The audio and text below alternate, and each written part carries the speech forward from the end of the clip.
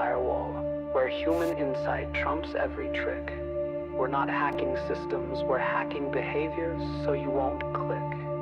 No complicated code, just tried and true brain science at play. Social engineering for good, the best defense is in your mind today.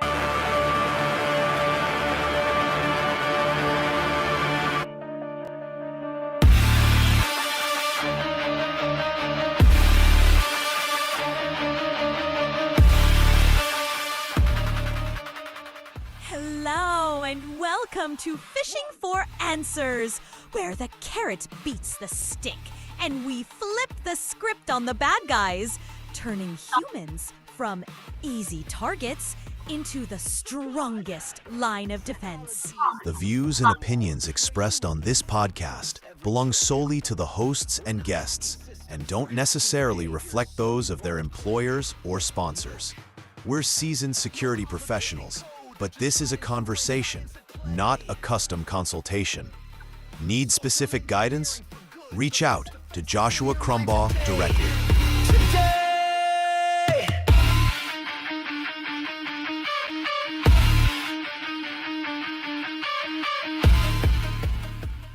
Get ready.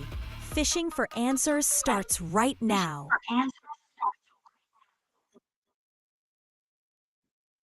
Hello and welcome to another episode of Phishing for Answers. Today, we've got Dr. Justin Ubert with us. He is an adjunct professor at Marymount University, as well as a component CISO at the U.S. Department of Transportation. We are excited to have you with us today. Justin, why don't you introduce yourself? Yeah, excited to be here as well. I got to tell you, that was a hell of an intro video. I've got up my game. That's really cool. Thank you. Thank you. Dr. Justin Ubert, of course, day to day, I just like to go by Justin. I've kind of come from all over the place. I started out as a medic in the Army many years ago. I did 3 tours in Iraq. And when I got out of the Army, I actually I was pre-med. I wanted to go pre-med, be a doctor. My wife stayed in, and I ended up going to Germany with her, which kind of put a kibosh on the pre-med med stuff. And as I was kind of casting around to figure out what am I going to do next, President Obama, kind of declared cyber as a domain of warfare right around that time. And I decided to jump into cybersecurity. Everybody started coming out with cybersecurity degrees, really pulling together that sort of framework to match that announcement. And I thought it was dynamic and interesting, and it fit well with the values that I'd learned in the Army, right? In terms of like serving the nation, serving the people, the security mindset really spoke to me. So I jumped into that, and then I lucked out. As I finished my degree, we came back to the States, and at the same time, I got my first real role in cyber with Health and Human Services in DC. I was a junior InfoSec and system engineer there. I learned a lot from my first boss, a guy named Barry Harp, who was one of those really, those hands to keyboard, curmudgeon network security guys who got told their security, Absolutely, classic, right? yeah. Super I good. typically call them wrecking ball. Yeah. They wreck everything. Yeah. They fix it too. I mean, they're just right? not afraid to break things. Yeah, they weren't, and they weren't afraid to break things to make sure they worked Yeah. well and were secure, right? I mean, it was Exactly. Yeah, it was wrecking ball. one of the best educations I could have gotten early on. Then I lucked out and got my dream job. I finished my master's in cybersecurity while I was in that first role, and the Department of Transportation's Inspector General's office hired a large cohort of many different roles, but cyber was among them. And when they hired me, because I had a unique combination of experiences in terms of my medic experience, I'd also picked up a psychology degree as well as my cyber degree. They thought I was a good fit for penetration testing. So I actually jumped in and was part of a redesign of the penetration testing team for the Department of Transportation's Inspector General, where my main duties were sort of being I was a face of the team a lot of times. When I say that, I mean like just kind of out front talking, but I was also a social engineer, and I did a lot of the vuln assessment, et cetera, right? And I fed our Mr. Robot, who was a very talented guy, right? I say Mr. Robot so everybody kind of gets the picture. He was Yeah. not quite antisocial, but very very good hands to keyboard, and so really was able to pivot through networks. Anyway, I had a guy like that. We called him the domain admin sniper because no yeah, matter what, I mean, you could get domain admin 8 minutes into the assessment, and he would have got it 7 minutes and 48 seconds in. yeah, you've Every got a good single picture of this time, guy. without doubt, he got it the first time. So Yeah, yeah, that's this guy. He's super talented, yeah, and he works leading audit engagements for quasi government, if I recall correctly. Super great guy. nice. Anyway, so we had a great time, but I wanted to grow and do other things, so I ended up going to DOT, the Department of Transportation proper, where I was the Information Systems Security Manager for the Pipelines and Hazardous Materials Safety Administration. Oh wow. So I got Okay. to, and I was there during Colonial, so I got to have all the fun of talking. I didn't do a direct to Congress, but I had to do a lot of the, background information to make sure that we weren't affected, because there's always some oversight and interconnection of Yeah. systems during those things. I've hacked a pipeline before, Yeah. not Colonial, but I've doing red team. I've got to do it, and their security was better than I expected, but we still got in and took full control. So, And I'm willing to bet it was the interface of operational technology and IT where you probably found the most gaps.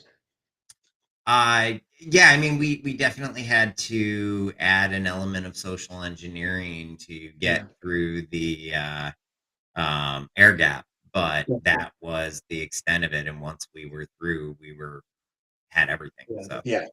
That's something that even there. I tried to help with some sector, but sector I was internal cyber, not public facing sector cyber. And then from there, I had an opportunity to either go to the Department of Justice, or stay at DOT and go to the Federal Transit Administration and be their chief of cybersecurity and operations, and I chose that one. And so, in that capacity, right, ISSM works for me. The IT operations lead and team works for me, and then I have a privacy program. So I have all three of those major programs, as well as a host of other duties. And so, from that perspective, I'm one of those. I'm again a component CISO or component bureau agency sub agency CISO, however you want to call it, leading that effort, but I have many more duties besides. And I think that reflects a lot of what we're seeing across the CISO landscape, which is as they're becoming recognized as more business leaders rather than straight technical security, they're starting to get more roles and responsibilities. And in this case, I've seen a reflection of like IT operations, the platforming, and infrastructure end up under CISOs because they can kind of keep that holistic view of security and help make the environment safer. So that's where I'm at. And that's a little intro about me. During all that time, I managed to pick up a doctorate from Marymount University, where I'm also privileged to teach. And yeah, congratulations. so that's the short, felt long but short summary. All right. So, um, for the audience, I recently met Justin because of an open initiative that I'm working on. Well, actually, rather, we're working on now, called Social Engineering for Good. Essentially, we're trying to create an OWASP top 10 like framework, but for humans. And anyway, so he joined up and has been helping me with this, making some introductions as well as providing some feedback. And so I thought a really good place for today's conversation would be to talk about B equals MAP. For those of you that don't know what that means, it is behavior, whatever the goal is for this purpose. It's security, being security conscious. And so that's the behavior we want to achieve.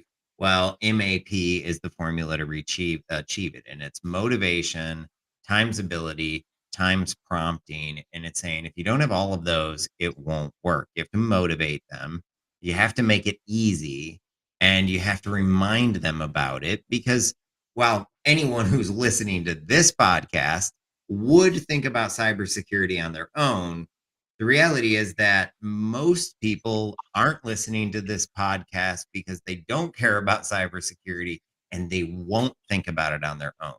And that's the point, is that you have to prompt people in order to get them to think about it. So let's work through this one by one and talk about motivation. How do you motivate your people to, or rather, how do you recommend people motivate their people to be more security aware, to care about cyber? Yeah. So motivation is a tough one because there's lots of ways to appeal to people, right? I like to tie it to, especially in government, right? We have a lot of mission focused folks, and they care about what they're doing. They care about their job. They care about what they're delivering, right? And we're delivering services to the U.S. citizens at a core, right? That's a very broad description, but at a core. So, and this, I don't know that this is specific to government, but it's I think a little more unique in that we can appeal to that and couple that motivation factor with their role. So what I mean by that is saying like, look, part of your delivery of good services, part of the things you care about is making sure that you don't affect citizens and these services adversely. And so if you think about that little bit as part of it and realize this is part of your delivery and part of your function, that is a good base. And I've actually received a lot of good feedback on that.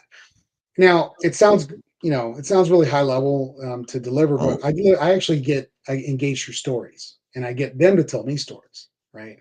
So that helps the motivation because it sticks. It makes it more personal and real in the moment. So does that help? Oh no, I love it. First of all, stories that, I'm thinking in terms of social engineering for good. Stories, particularly from coworkers or Mhm. peers, are that peer recognition or peer credibility. And so Yeah, when we can have the, Susan from accounting talk about a fish that targeted her, and we praise her publicly, we've not only given or done social proof of it, which is a tactic that the bad guys use against us that we can use and for good, but we also tap into, I think, a core motivational source for most people, and that is their ego. While we're only maybe, I guess, what is the word I'm looking for? Boosting, whatever Susan from accounting's ego right now. yeah, Everyone else sees that, and yes, then they are more likely to report now because they want their story told, and they want to get that ego boost. I also think that, and I pulled up this screen because there's also this thing called commitment bias, and what I found, particularly in the government. And I'm going to talk about my days in the government as to not pick on you and where you're at. But when I worked for the SEC and the FDIC, our policies were impossible to understand. yeah, And I will be the first to say, I signed it without really understanding what I was signing. Yeah, I read through it, but like there was a lot. It was written by lawyers. There was so much of it that I was agreeing to that was like, I agree to adhere to this law that's, 400 pages long, and it just yeah, references it, right? So the reason I bring that up is that I think we have to simplify policy. We have to get the lawyers out of policy, and we have to make sure people understand what they're signing. And you hit it when you were talking about how you tie it to their mission, right? yeah, And that's what makes them care about it. And so along those same lines, one of the things that I like to do is change policies so that it looks like something like this, where it says, I pledge to do everything I can to keep the organization's systems and data secure because it keeps our customers and paychecks secure. Now, there's obviously different variations of that. A government entity would be slightly different, Yeah. but I think that that's what people have to sign first and foremost if we really want to drive that change. Um, okay, so let's go to ability. Ability is all about making cybersecurity easier. I always like to say here that when you make cybersecurity the easiest option, it becomes the default option. Now, Yeah. that being said, I want to throw it to you and ask, what do you recommend for people to make cybersecurity more accessible? Um, well, one of the big things I'm a proponent of is sort of abstracting away from the user where we can with technology, and that's great when we have a medium and large, business where we can invest heavily in technology and have all sorts of things, email filtering and you know, there's some really new cool features from CASB SASE perspectives where we can like explicit deny, explicit allow, and then sort of tolerate, connections to certain things. All these kinds of cool technology features are out there, and I'm a big fan of that because anywhere we can sort of just make it not uh, dependent on the user, we should, right? Yeah. But especially if you're a smaller business and as part of a holistic view anyway, you still have to have people engaged and you need to make sure that they're working this. So from an ability perspective, the thing I like to really remind folks is and try to do is again, we chain it to what they're doing. And I like to walk through and showcase real things that can affect their work area. And I say, all you have to do is when you see these things, slow down a little bit and think critically and Yeah. don't tag too fast, and that's it. That's the simple, and I break it down to Trust that your level. gut. Yeah. Exactly. I mean, we put all these cool things in. There's a red banner, don't and guess what? We stop seeing it, right? The red banner stops being meaningful when you have 100 emails a day from external sources, and so that's you see it constantly, so you filter it out. The thing is slowing down and saying your ability to do a quick critical read on something is paramount. And if you just engage that, and then just all I have to do is read, and here's the things, and I teach them. Here's the flags, here's the things that you're looking for, and I reinforce that. I actually have open sort of mic, sessions where people come in and they just work with me once a quarter, and it's open to everybody. Just come in, talk to me, and you can. And I there's no camera, there's no attribution. I just have it open, and this goes back to the story thing. Tell me what you got. Tell me your stories. Tell me how you fell for this click and right, 'cause we have a phishing test. Tell me how you fell for this click and why, and then tell me what I'm going to try to reflect with you anyway about what you could have maybe read through. And then when I start tying it to why these things are not great, we started seeing a drop in both the tests and the things that were getting tagged. So again, I know it's a long-winded way of saying talk to your users and educate them. But it really is. You got to educate them, and then just make sure that they understand that their ability revolves around their ability to think critically in the moment and just take a breath and a beat before they click or push that thing. And when you really break it down to them that way, I've seen great response rates from users. Oh, absolutely. And I want to point out two things there.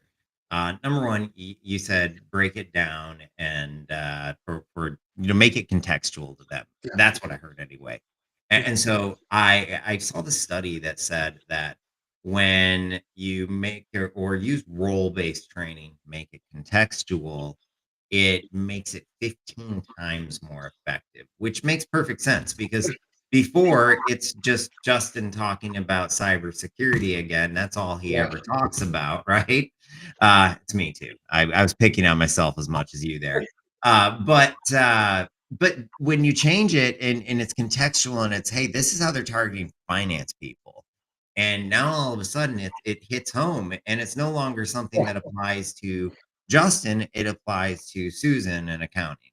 Yes. And I think that's a really big point. And then you brought up phishing, and I want to bring up what I call immunization theory. So I believe that when you run phishing simulations, if you do them right, and that's a really big if, because if they're done wrong, they can have adverse effects. Yes. Uh, but if you do your phishing simulations right, and by that I mean don't use inside information that no one would have. Don't use low blow tactics, even though, yes, the bad guys will. We're not trying to, scare people that their dog died, right? Or Yeah. whatever. Um, but the other thing is you need that really good, immediate, just-in-time training. It has to be really simple. And it has to tie into the core elements that every fish have in common. Not just fish, social engineering attacks. So if we look at, what they have in common, it's urgency, it's authority, it's social proof, it's things like that. And Yes. so we've got to be like, hey, did you see this? It was using urgency and authority. That's two big red flags that you should have identified. And so Exactly. now if they hit that just right at the moment that they've learned their mistake, we found with our users, and we've got millions of users around the world, including a lot of state and local government users. And what we found is that they're 70% less likely now to fall for that same fish again if they see it in the wild. And so what Awesome. that means is that if we systematically go through all the different types of fish and we're continuously training our people to trust their gut, then all of a sudden they get this instinctual reaction. And this really cool thing happens with all of my, not all of my users, but a percentage of my users at right around the 1 year mark every single time. They will say, "Hey, I got this email saying, great job on reporting this fish, and I don't remember ever reporting it." And that is when it's on autopilot, and that is what I believe, or why I bring up immunization theory, because I believe we're creating these, if you will, human virus definitions. Our subconscious is designed to protect us against any type of threat. We just simply have to train it how. Yes. And that starts with giving it the right definitions. It's not hover, because that's bad advice these days. It's not things like that. And so I think that's how we really plant human virus definitions. But that means a couple of things. We have to fish more than once a quarter. And on Yes. top of that, we have to systematically go through the different types of phishing threats. There are hundreds, and I've got them broken down into 23 large categories and a bunch of smaller categories. So you can't just fish a couple times a year and expect that you're going Yeah. to develop that resilience. So a couple things I liked, and also gonna go back to that, the framework for social engineering for good real quick. Out of what you just said, the couple things that I really like is constant um, reminders. When I say constant, we're not in their face. We're not, we got enough email spam, right? But if you, I like personal touches with users where possible. Drop by, talk some things. We'll also push things out. I try to make it engaging, but bite-sized and persistent. By just kind of reinforcing and just talking through and keeping that going, you're like you said, you're building up that human virus definition. They're Yeah. getting that sort of immunization because it's persistent in their thoughts. In the social engineering for good framework, one of the things that really struck me why I jumped in on this when I was checking it was where you talk about the fact that most of these folks aren't cyber, and why would they be? I mean, that's not their role. So we got to get these folks to think in a way that security is part of their stuff, but it's not really. They're not taught this way. This is not a natural way of thinking for them in their roles. So then the only way to do it is you can either slam them with the same stuff that's not working. Your once a year training, your once a quarter fish, and then you've been bad, and maybe even a stick, or you can keep giving them little sound bites, giving those little 30 seconds, giving them soft touches, bringing them in, letting them tell their stories. All these things help build up that in their mind. So Yeah. those things really helped. And the tie-in to the social engineering for good framework that really drew me in was you had a thing in the accessibility about a doctor not having to choose between saving a life and taking their security training. When it's put Yeah. like that, it's a no-brainer, but in some, and it's not quite that But we extreme, don't think obviously, about but that when we're yeah, designing security awareness yeah, training. yes, It's yeah, everyone has the time, but they really don't. And what made that really clear and apparent to me was this hedge fund CEO who yeah, says, I will not give you more than an hour a year of my employees' time. And he pulls out this number and he says it's worth exactly this much per hour. So you get 1 hour a year. And that's costing me a lot, right? And so initially I'm like, man, this guy's an idiot. And this is because it's like the third time we've done the pen test, same results every year. We're not getting any better. But it made me think, what if instead of doing this 1 hour long training once a year, we broke it into 30-second chunks yeah, twice a week, and we did that every single week of the year? We're still under an hour, but now all of a sudden, that hour is very effective. And so that to me was what opened my eyes around that, and how it, there are a lot of environments where they don't have the time. And frankly, if we can do more with less, it's our obligation, I think. yes, yeah. Absolutely. And the other thing though is it buys in, that helps highlight the constant exposure, right? But not in a obtrusive and blocking way.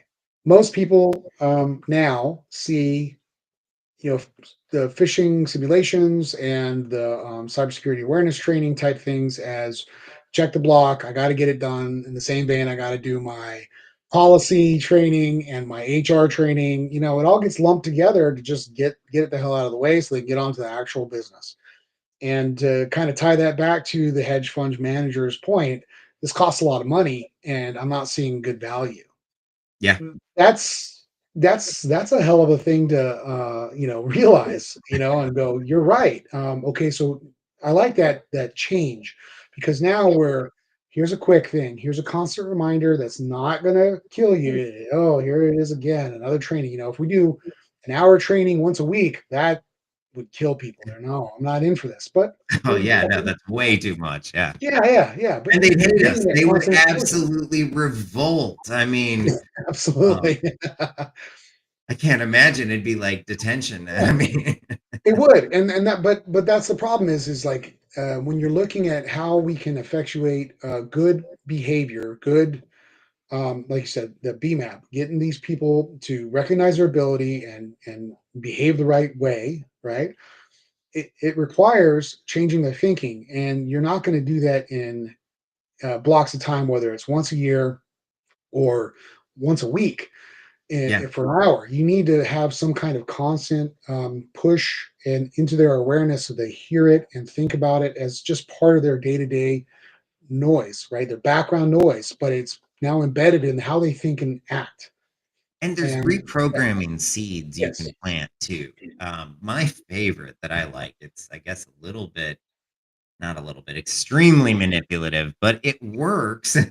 And so what you do is I have all kinds of feeds constantly, just out there searching for any new elder fraud or cyber attacks targeting children. yeah, And I push those out to my people, and I say, hey, wanting to make you aware of this, please take this to your parents. Please take this to your children. Now, when they go home to their children, if they take that homework and they do it right and they actually just do it at all, that seed is now planted because they have made themselves the expert in cybersecurity for their child, for their parent. And now, anytime they have a question, they're going to come straight to that person. And so it's one of those things that forces them to change their way of thinking and start making cybersecurity, you know, front and center, because all of a sudden they are the ones, the conduit to their parents, to their children. yeah, So manipulative, but that's why we call it social engineering for good. And I don't think it's bad manipulative. I think it's good manipulative because yeah, sometimes we have to encourage people. And frankly, their parents are at risk. Their children are at risk. Yeah. So this ties in well with something that I did too. Is when we talk about, and I'm going to go more holistic cybersecurity in this one because this is the approach wasn't just on phishing, but it was how do I get users to behave better? And this is tail end. Well, through the pandemic and the tail end, we're trying to tackle good security behavior, especially in environments I can't control. So Yeah. I'm, Like home networks, that yeah, acceptable exactly. use Yeah, policy now really, really matters. yeah. Um, What a but couple years back ago there to was this yeah, point, yeah, that acceptable use policy needs to be written in plain English. yes, yeah, and so I Ten think Commandments or something of the spurring event for me on this one was we had there was a huge home router being able to be smacked by anybody. I can't remember which I one it was. remember that. It was like a Linksys one, and they Yeah, were all wide open, right? super ubiquitous, and we're Yeah. freaking out because Yeah, no, everyone was freaking out because this is in yeah. the middle And of COVID. so then I'm like, okay, so we need to talk to users about home security and but if we do that, are we crossing a line? This is kind of is and Because you get this is technical all double of a that. sudden, and you try to keep it Yeah. non-technical. Yeah. So then that was the answer though, was to me was you know what? Instead of just talking about you know, here's the things you have to know, here's your cybersecurity awareness training, do these things, this is the government, and again, this is my government hat at the time. I said, we need to expand how we talk about these things. We need to talk to users about things that they can action every day holistically throughout their stuff. So I expanded what we talked about. And again, keeping in mind that I did a lot of open sessions, let the users come in and tell their stories. And I solicited these stories. Come talk to me. There's no attribution, there's no recording, right? We're not reporting you to your supervisors on this stuff. You're coming and talking and you're learning. And then I started talking about basic network security. I started showing that they're at risk for these types of things. I talked about credit card fraud and scams. And I said, here's things that you can, like you said before, use to help your family and you, not just for the government, but for you in your life, because these things are all happening real time right now. So I gave them examples and showed them these things. And the response rate I got was great. But more importantly, the security behaviors I needed to see started becoming apparent through our click rates, in terms of our Oh, phishing yeah. requests. And then also what was being reported, most importantly, the biggest metric for me is what do we report? What are we sending to our SOC for analysis? What are we seeing? That went through the roof. And I was like, this works. Yes, So, that's what I wanna see. focusing I on like life, hearing that. the stories that matter, the things that, pocketbook, ego, their family, their people. And Yes. then that engenders better behavior at work because now it's a part of their life rather than just their work. Right. Yeah. So those are Don't the things that help get me. your personal bank account hacked, like, Yeah. people care about that, and that's part of the reason that, I think when we do prompting or we talk about prompting, so often it's not what you're talking about of the continuous and the building security champions. And by the way, that's a point that I think you hit on that was just really not given much attention, but should be, is that as you bring these bit leaders in to tell their stories, you are creating security champions within Yeah. the organization. And they're way more likely to listen to the department head of accounting, the accountants, and the finance people are more likely to listen to that person than they are me. And so the more I can create these security champions within the org, the more effective it becomes. So Mhm. I just think absolutely great advice. It sounds like you've got an amazing program. One last point on that before we end up having to wrap here is that I think one thing a lot of people don't realize is that for most people, they only have one folder in their brain for cybersecurity.